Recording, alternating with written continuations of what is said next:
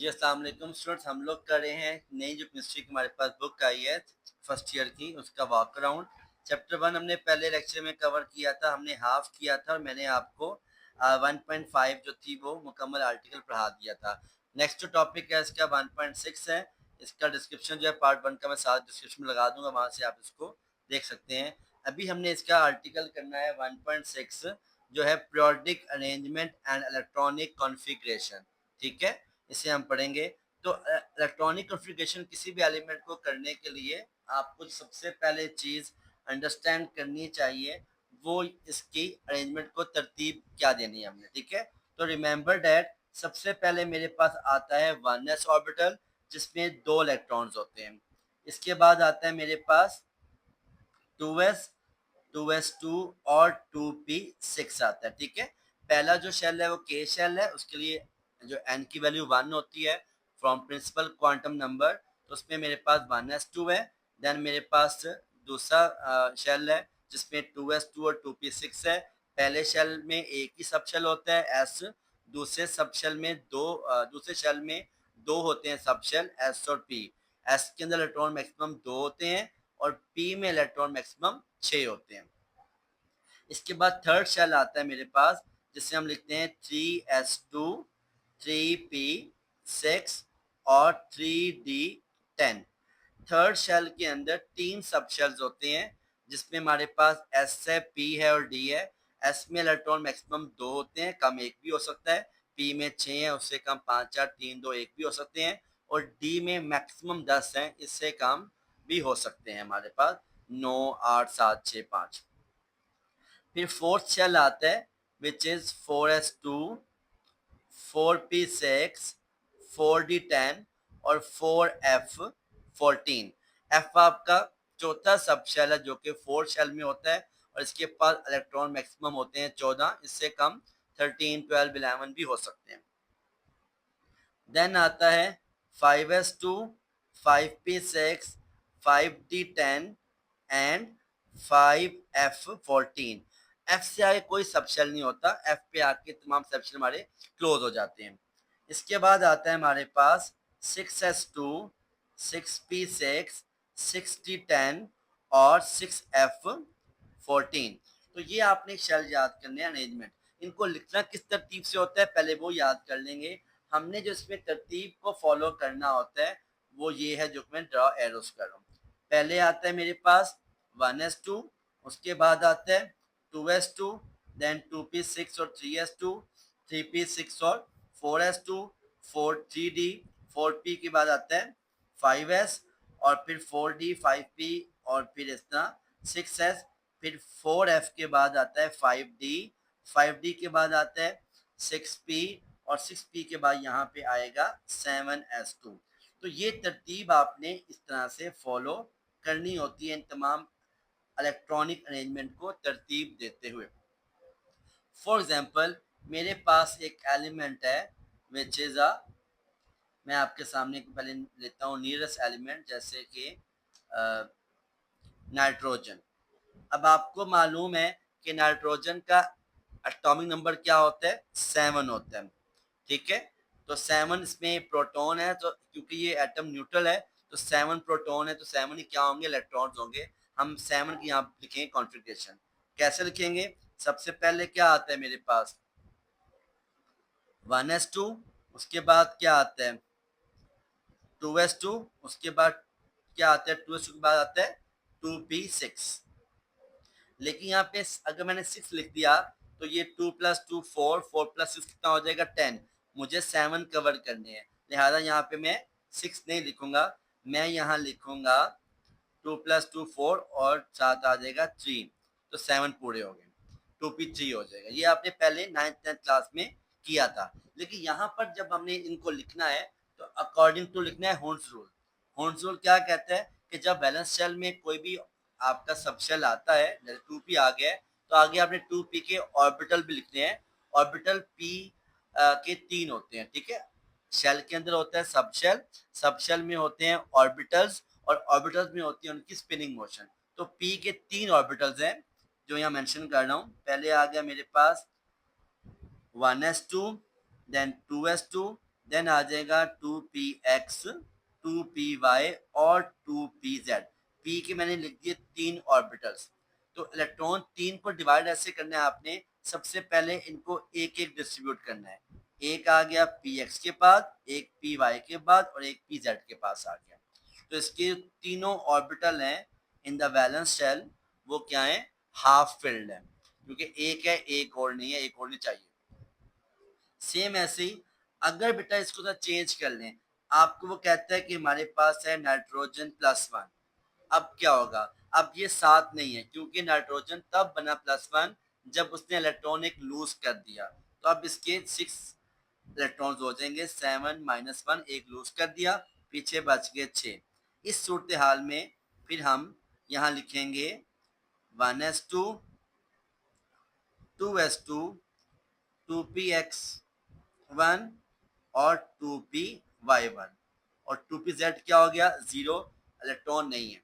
जब नहीं है तो ये जो 2 इलेक्ट्रॉन्स हैं, ये अपना एक इलेक्ट्रॉन से क्या कर देगा, शेयर कर लेगा कि यार मेरे पास 2 हैं, आप खाली बैठे हो, एक आप भी रिसीव कर लो।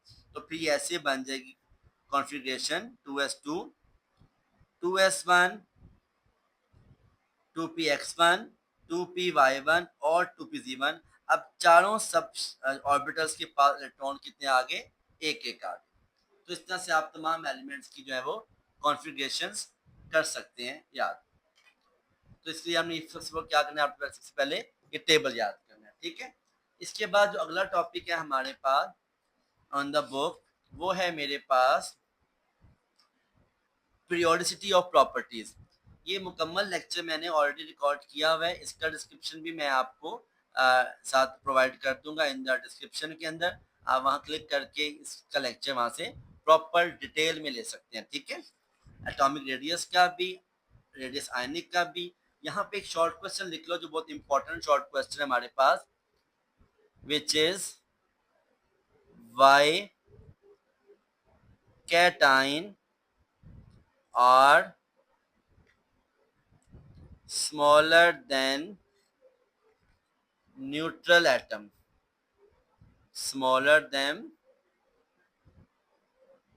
neutral atom। तो कैटाइन छोटे क्यों होते हैं फ्रॉम द एटम न्यूट्रल, क्योंकि ये इलेक्ट्रॉन लूज करने पर बनते हैं। सेम ऐसे यहाँ पर एक और लिखें question, why anions are larger than parent atom, why anions larger than parent atom, क्योंकि ये बनते हैं बाय गेनिंग इलेक्ट्रॉन। जब एक एटम इलेक्ट्रॉन गेन करता है, उसका शेल एक बढ़ जाता है, साइज उसका बड़ा हो जाता है। और जब एक एटम इलेक्ट्रॉन लूज करता है, तो उसका एक शेल खत्म हो जाता है, तो उसका साइज क्या हो जाता है, छोटा हो जाता है। नेक्स्ट टॉपिक, यहाँ भी आप काफी शॉर्ट क्वेश्चन बनते हैं आपके। यहाँ देखो, सोडियम आपको उसकी एक ही प्रोवाइड की गई है, एनर्जी ऑफ आयोनाइजेशन जो कि है 496। ये वैल्यू मेरे पास क्या आ रही है, पॉजिटिव आ रही है। इसका मतलब है कि ये एंडोथर्मिक रिएक्शन है, एनर्जी को एब्जॉर्ब करता है, ठीक है। तो सोडियम के पास in the valence shell electron एक ही होता है, लिहाजा वो एक ही लूज करेगा, उस पर चार्ज क्या आ जाएगा, उस पर चार्ज आ जाएगा 496 और पॉजिटिव चार्ज उस पर आ जाएगा, ठीक है। सेम ऐसे ही हमारे पास क्वेश्चन नंबर दूसरा दिया हुआ है कैल्शियम। अब देख, कैल्शियम की आपको यहाँ पर 3 दी गई हैं वैल्यूज। एक दी गई है 590, एक दी गई है 1150 और एक दी गई है 4940, ठीक है।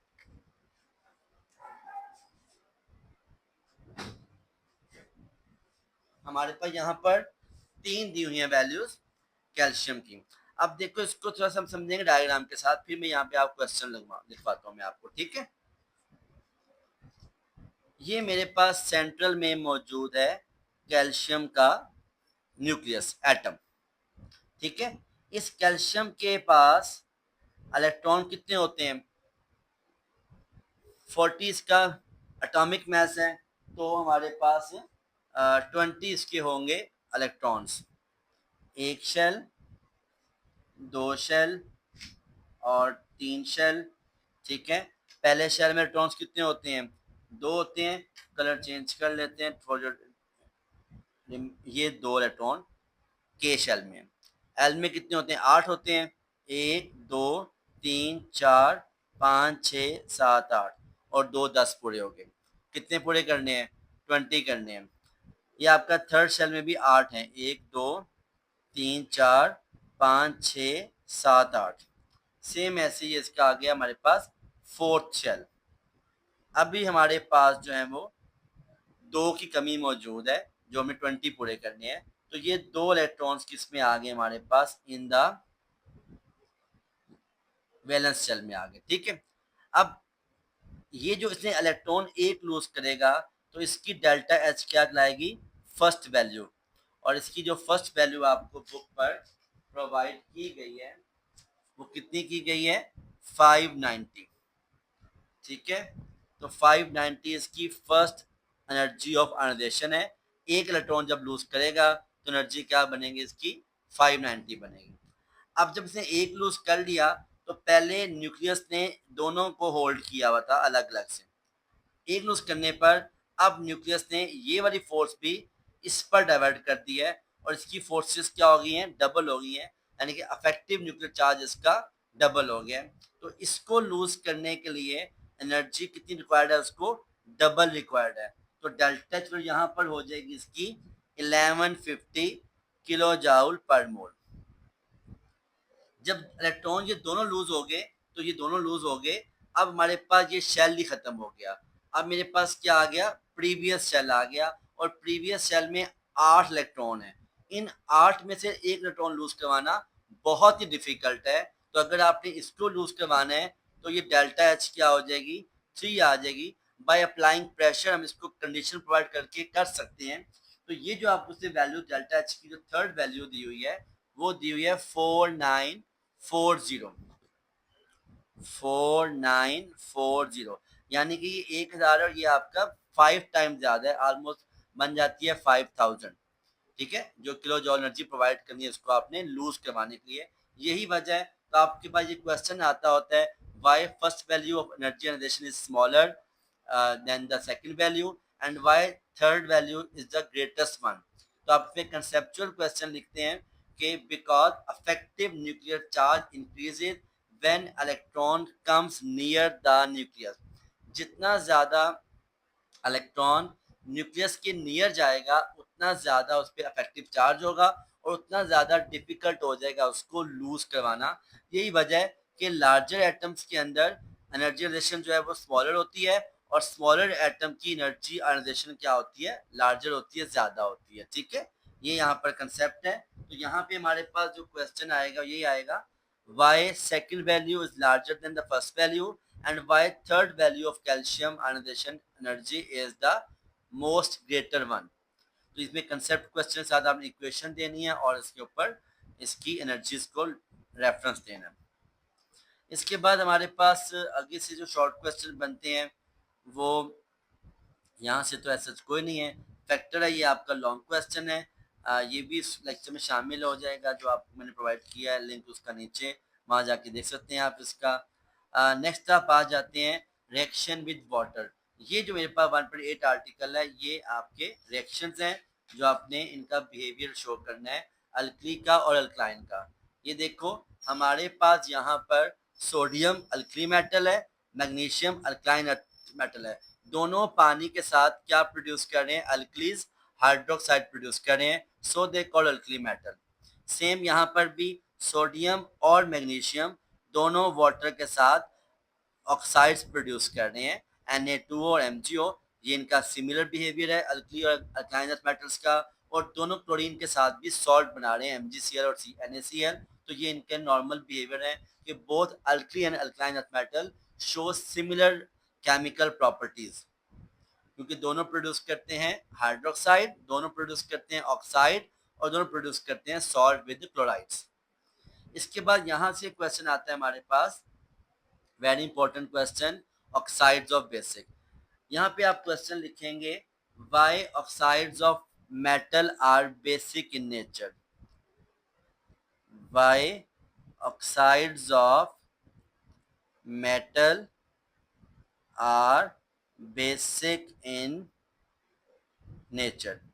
यहां लिखेंगे आप क्वेश्चन जहां पे लिखा हुआ है oxide acidic, why oxides of non metal are acidic in nature. और यहां पे आप लिखेंगे justify oxide of aluminium is amphoteric. बेटा एल्युमिनियम का ऑक्साइड एम्फोटेरिक है, यानी कि वो एज वेल एज एसिड भी है और बेस भी है। अगर Al2O3 का हम रिएक्शन करवाते हैं विद द एसिड तो ये एज अ बेस बिहेव करता है और बनेगा सॉल्ट एंड वाटर।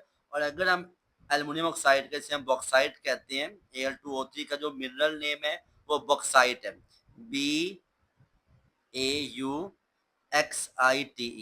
और अगर हम एल्युमिनियम ऑक्साइड का रिएक्शन करवाएंगे विद बेस तो भी बनता है सॉल्ट एंड वाटर। तो दोनों ये रिएक्शन आपने यहाँ से कोड कर लेने हैं, ठीक है। इनके बहुत इंपॉर्टेंट शॉर्ट क्वेश्चन पेपर में लाजमी आते हैं। अगला जो क्वेश्चन हमारे पास आ रहा है वो है न्यूट्रल क्लोराइड्स। कुछ क्लोराइड्स के न्यूट्रल होती है, जैसे कि हमारे पास अल्कली के जो हैं क्लोराइड्स NaCl और MgCl, इनकी पीएच वैल्यू क्या होती है 7, 6.5, जो कि नियर टू 7 है। तो ये दोनों ऑक्साइड क्लोराइड्स क्या है, न्यूट्रल हैं। लेकिन जो हमारे पास ग्रुप 3 मेंबर के क्लोराइड्स हैं वो हमारे पास नेचर में क्या है, एसिडिक है। और जो हमारे पास, क्योंकि ये हाइड्रोजन आयन प्रोड्यूस कर रहे हैं और OH बन के सॉल्ट बन रहे हैं।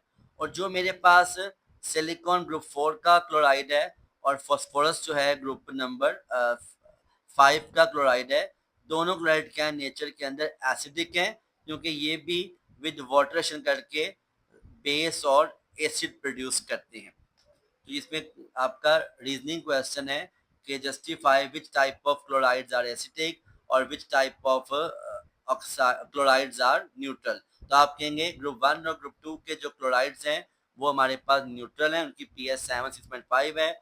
और जो मेरे पास ग्रुप नंबर 3, 4 और 5 के क्लोराइड्स हैं वो नेचर में एसिडिक हैं, क्योंकि उनकी pH 7 से काफ़ी कम होती है और ये पानी में हाइड्रोलाइज होकर एसिड और बेस प्रोड्यूस करते हैं। फिर ये जो लास्ट टॉपिक है हमारे पास जिसमें वेरिएशन बिहेवियर दिया हुआ है क्लोराइड्स का और ऑक्साइड्स का, वो यहाँ पे आप मेंशन करेंगे। देखें ये मेरे पास सोडियम दिया हुआ है ऑक्साइड। सोडियम ऑक्साइड की जो ON नंबर होता है वो क्या होता है, वो मेरे पास सिंपल है, विच इज +1। सोडियम दोनों में, क्लोराइड्स में भी और ऑक्साइड में भी +1 ही शो करता है। मैग्नीशियम +2 शो करेगा ऑक्साइड में भी क्लोराइड में भी। एल्युमिनियम भी +3 शो करता है both in oxide and chloride. Silicon भी +4 शो करता है, कांस्टेंट बिहेवियर है इसका ऑक्साइड में भी और क्लोराइड में भी। यहाँ पर दो बातें आ रही हैं, जो ग्रुप 5 के मेंबर हैं फॉस्फोरस और जो ग्रुप 6 के मेंबर हैं सल्फर, इन दोनों की ऑक्सीडेशन स्टेट क्या होती है, वेरिएबल होती है, क्योंकि इनके जो वैलेंस ऑर्बिटल्स हैं वो पार्टली फिल्ड होते हैं और कुछ पार्टली फिल्ड हैं, कुछ कंप्लीटली फिल्ड हैं। तो जो कंप्लीटली फिल्ड है वो इलेक्ट्रॉन पार्टली फिल्ड में जंप करता रहता है, जिसके साथ इसकी ऑक्सीडेशन स्टेट क्या हो जाती है, वेरिएबल। तो फास्फोरस की +5 भी है और +3 भी है, डबल शो करता है। सेम सल्फर की वैलेंसी ऑक्सीडेशन स्टेट जो है वो +6 भी है, +4 भी है और ये विद क्लोराइड शो करता है +2। ठीक है, तो ग्रुप नंबर 5 और 6 के जो मेंबर्स हैं फास्फोरस, नाइट्रोजन, सल्फर, ऑक्सीजन, इन सब का ऑक्सीडेशन स्टेट क्या होता है, वेरिएबल होता है, क्योंकि इनका जो वैलेंस ऑर्बिटल है उसमें कुछ ऑर्बिटल पार्टली फिल्ड हैं, कुछ ऑर्बिटल कंप्लीटली फिल्ड हैं। जो कंप्लीटली फिल्ड में 2 इलेक्ट्रॉन्स हैं वो दाएं बाएं जंप करके उसकी ऑक्सीडेशन स्टेट को क्या कर देते हैं, वेरिएबल कर देते हैं। ठीक है, ये इसका रीजनिंग क्वेश्चन है। यहाँ चैप्टर हमारा कंप्लीट हुआ, walk around of chapter 1 chemistry first year class. Kindly का चैप्टर आपको समझ आया और आपको ये वॉक अच्छा लगा और ऐसे आपको वॉक अराउंड बाकी चैप्टर्स के भी चाहिए तो काइंडली सपोर्ट करें, सब्सक्राइब करें, ताकि आपको ऐसी वीडियोस बार बार मिलती रहे। Thank you very much for your support and watching. अल्लाह हाफिज़।